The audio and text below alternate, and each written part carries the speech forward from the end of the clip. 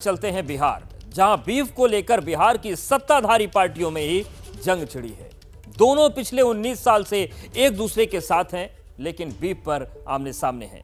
BJP चाहती है कि जिस तरह की रोक असम में बीफ पर लगी, उसी तरह का बैन अब बिहार में लगाया जाए, और इस पर जेडीयू ने मोर्चा खोल दिया है। लेकिन सवाल इस बात का है कि बीफ पर छिड़ी बहस क्या बयानबाजी तक ही सीमित रहेगी या फिर बात दूर तलक जाएगी, क्योंकि जेडीयू उसी तरह बीफ पर बैन का विरोध करती रही है जिस तरह बाकी विरोधी दल कर रहे हैं।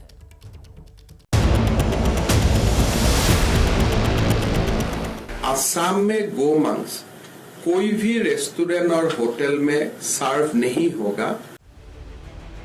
बीफ पर रोक असम में लगी है, लेकिन महाभारत बिहार में बीजेपी और जेडीयू में छिड़ी है, क्योंकि जिस तरह असम की हिमंता बिस्वा शर्मा सरकार ने गोमांस की बिक्री पर रोक लगाई, उसी तरह की मांग अब बिहार में बीजेपी कर रही है। लेकिन बीजेपी की ये बीफ बैन की मांग जेडीयू को रास नहीं आ रही। बिहार में भी प्रतिबंध हो, चूंकि करोड़ों लोगों की आस्था जुड़ी हुई है गौ माता से, उनका वध कहीं से उचित नहीं है।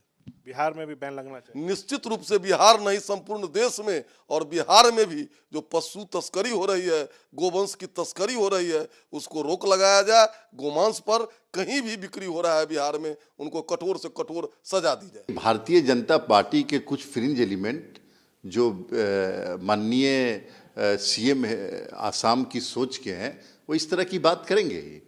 लेकिन हम पिछले 19 साल से सरकार चला रहे हैं बीजेपी के साथ, और हमने कभी ऐसी चीज़ों की तरफ ध्यान नहीं दिया है, और न बीजेपी को इससे कोई मतलब है। तो बिहार में कोई बैन ऐसा नहीं, बिल्कुल नहीं, बिल्कुल ऐसा सोच भी नहीं सकते। बीफ पर बीजेपी और जेडीयू में सियासी तल्खी ऐसे वक्त सामने आई है जब 2 दिन पहले प्रधानमंत्री मोदी और मुख्यमंत्री नीतीश कुमार दोनों मुंबई में एक साथ मौजूद थे। लेकिन बिहार में दोनों ही पार्टियों के नेता एक दूसरे पर हमलावर हैं। वैसे बीफ पर जेडीयू ने अपने इरादे तभी साफ कर दिए थे जब असम में सरकार ने बीफ पर बैन लगाया था। सबको अपने तरीके से पहनने की, खाने की आज़ादी है। मैं फिर दोहराना चाहता हूं कि धार्मिक जो स्थल हैं उस पर बीफ प्रतिबंध लगने के या इस तरह के भोजन के जो तौर तरीके हैं उसका हम समर्थन नहीं करते हैं। उस पर जो लगी रोक है वो ठीक है, लेकिन सार्वजनिक स्थानों में, होटलों में इस तरह के प्रतिबंध लगाने से समाज में तनाव फैलेगा।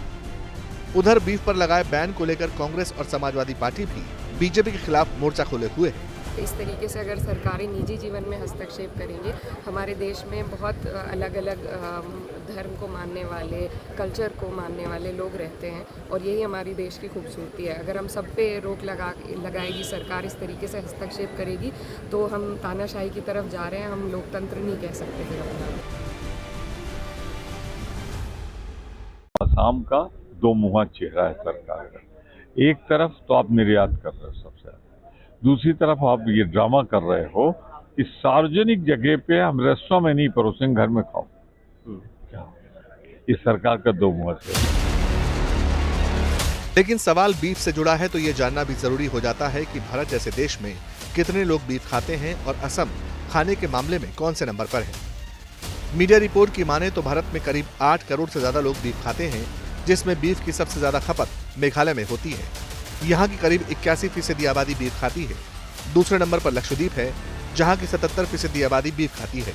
नागालैंड में 58%, सिक्किम में 31%, जम्मू कश्मीर में 30%, केरल और अरुणाचल की 25%, मणिपुर की 24%, मिजोरम की 23% और असम की 22% आबादी बीफ खाती है। यानी बीफ के मामले में असम का नंबर 10वां है।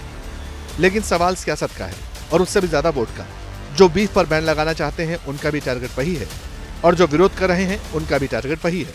लेकिन सवाल तो देश की अर्थव्यवस्था का भी है।